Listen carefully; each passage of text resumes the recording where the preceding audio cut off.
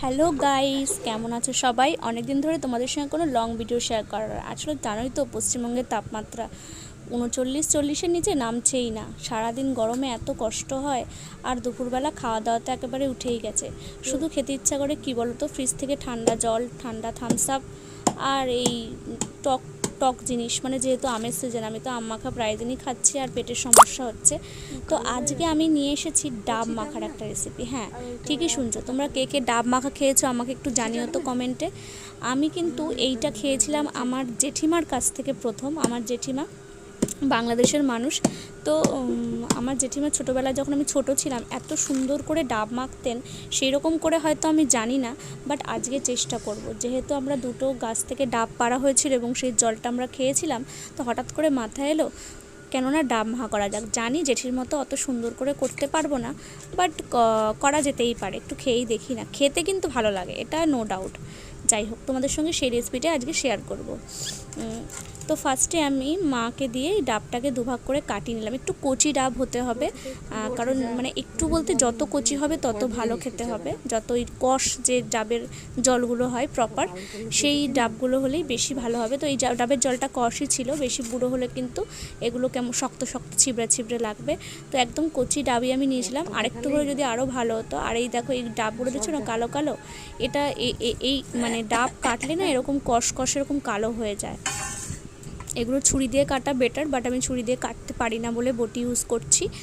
আর ডাব এমনিতে ডাবটা অনেক দিন রাখা ছিল, মানে সেই পয়লা বৈশাখের সময় গাছ থেকে পাড়া হয়েছিল, তার জন্য এরকম একটু কালো কালো হয়ে গেছে, বাট নষ্ট হয়নি যেহেতু রাখা ছিল তাই। আর যা প্রচণ্ড গরম কি বলবো।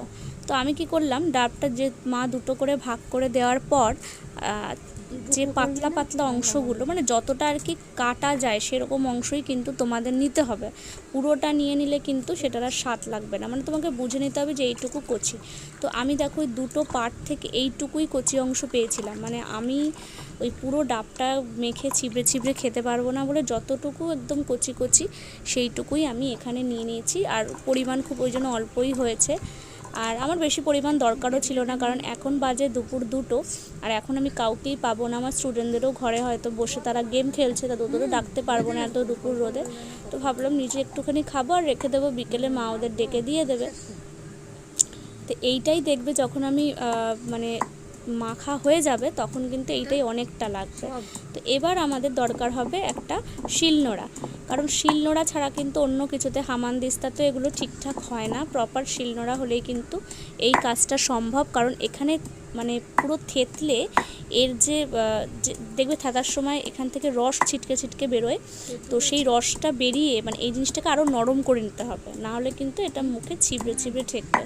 তো যতটা সম্ভব তোমরা পারবে নরম করে নেবে। আমার যদিও ধৈর্য কম, তোমাদের বলছি ঠিকই, কিন্তু আমি নিজেটাই অত করিনি, কারণ আমার ওই বলছি ধৈর্য কম। কোনো রকম আমি এগুলোকে নরম করে নিচ্ছি। তো এই কাজে মা আমাকে হেল্প করছিল, কারণ পুরোটা করা আমার পক্ষে সম্ভব নয়। বিশেষ করে মানে শিলনোড়া তো আমি ইউজই করতে পারি না, এত বড়টাই নিচে নামিয়ে করাটাই মুশকিল। তবে হ্যাঁ, করতে জানি এগুলো কীভাবে করে, ছোটোবেলা থেকে যেহেতু মাকে দেখছি। তো এটা ফার্স্টে আমি থেতে নেব।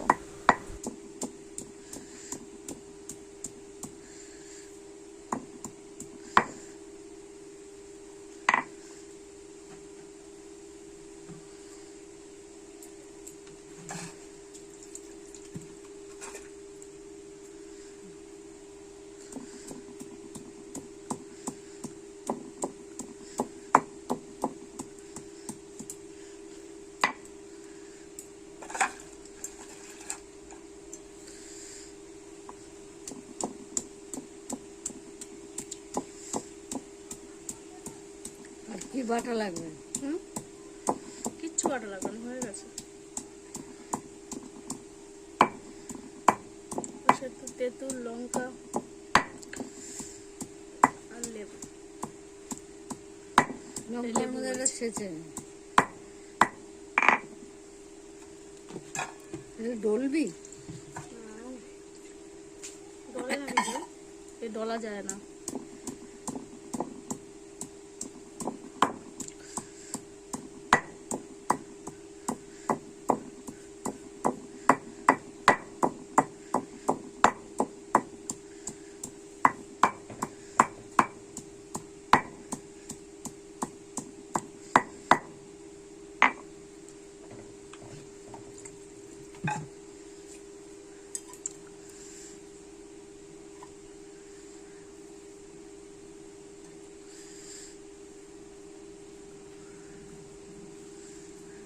দেখো এগুলো আমার একদম শিলনোড়ায় গ্রাইন্ড করা হয়ে গেছে, মানে একদম প্রপার রসগুলো বের করে দিয়েছি, মানে জিনিসটা একটু নরম হয়ে গেছে।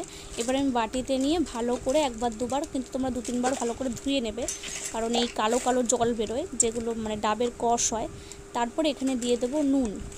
আর অন্যান্য মাখাতে যেটা ইউজ করা হয় না, ডাব মাখাতে কিন্তু সেটা ইউজ করতেই হয়, সেটা হচ্ছে হলুদ। তোমরা দেখে ভাববে হলুদ কেন দিদি, কারণ হচ্ছে ডাব যেহেতু কচি ডাব, এর একটা কষ আছে, হলুদ না দিলে আমরা এটাকে খেতে পারবো না, মানে এত পরিমাণ কষ মুখে ঠেকবে যেটা সেটার মানে খাওয়ার মতো স্বাদ থাকবে না। তাই জন্যই হলুদটা দিতে হবে আমাদের এই কষটাকে একটুখানি কমানোর জন্য।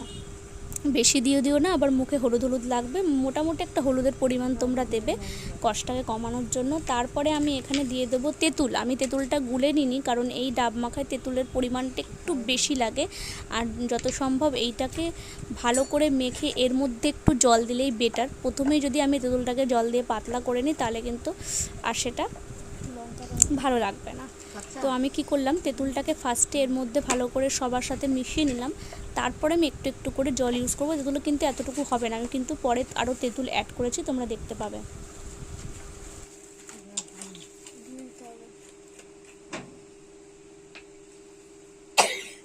নিয়ে নিলাম একটা লঙ্কা।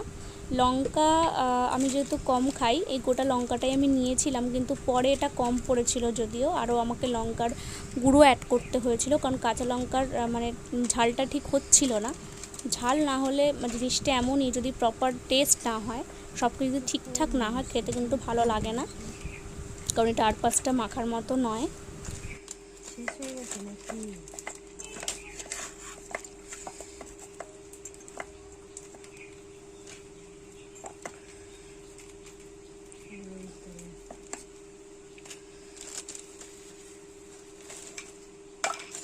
পরে পাবো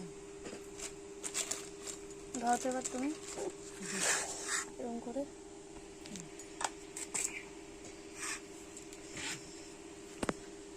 এবার দেখো আমি যেমন বলেছিলাম, একটু একটু করে আমি তেঁতুলের এবার জল অ্যাড করব এবং তেঁতুলগুলো হাতেই গুলে দেবো।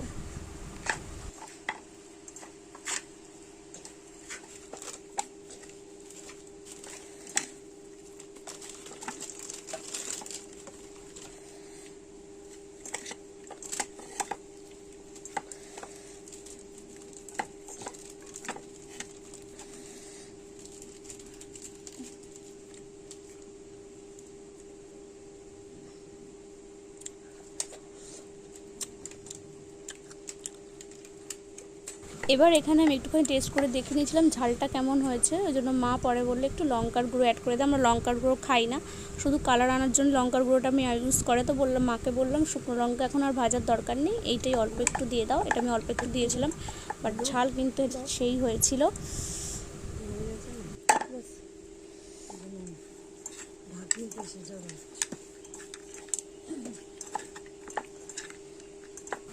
ব্যাস এটাই এর উপকরণ। আর যদি তোমাদের ধনে জিরে গুঁড়ো মশলা বানানো থাকে, যেটা ঘুগনিতে ইউজ করা বা আলু কাবলিতে ইউজ করা হয়, তোমরা সেটাও দিতে পারো। আমার এখানে ছিল না, ওই জন্য আমি আর দিইনি। তো এটাই হচ্ছে ডাব মাখার রেসিপি। মানে খেতে কিন্তু সেই লাগে, দেখে তোমরা অনেকে অনেক কিছু ভাবতে পারো, বাট খাওয়ার পরে আশা করি তোমরা কমেন্টটা করবে, কারণ এটা খেতে দারুণ লাগে। যখন চিবিয়ে চিবিয়ে ওর যে মানে স্বাদটা যখন জিভে ঠেকে, আমার জাস্ট দারুণ লাগে। যারা খেয়েছে তারাই বলতে পারবে। আমি নিজে কোনোদিন খেতাম না, আমি বলছি ছোটো থেকে দেখেছি অনেকেই খেতে, আর নিজে কখনো মাখিনি, এই ফার্স্ট টাইম ট্রাই করলাম। এর আগে একবার করেছিলাম, বাট হেল্প করেছিলাম আমার জেঠিকেই মাখার জন্য।